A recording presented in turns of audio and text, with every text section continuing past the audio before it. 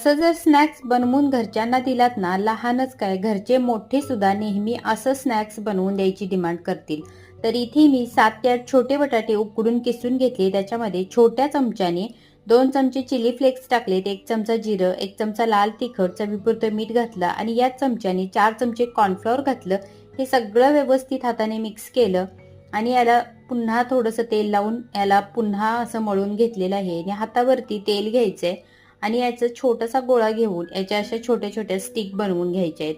तर इथे मी मॅट अंथरून याच्यावरती याला असा स्टिकचा आकार दिला. आता त्याच मॅटवरती मी इथे थोडंसं ब्रेड क्रम्स टाकलेलं आहे आणि या स्टिक्स ह्या ब्रेड क्रम्समध्ये चांगल्या घोळवून घेतल्या. इथे आधीच तेल गरम करत ठेवलं होतं. त्याच्यामध्ये या स्टिक्स मस्त अशा वरून कुरकुरीत होईपर्यंत आणि ब्राऊन होईपर्यंत तळून घ्यायच्या आहेत आणि मुलांच्या आवडत्या सॉस बरोबर त्यांना खायला द्यायच्या आहे. खूप जास्त टेस्टी होतात. नक्की ट्राय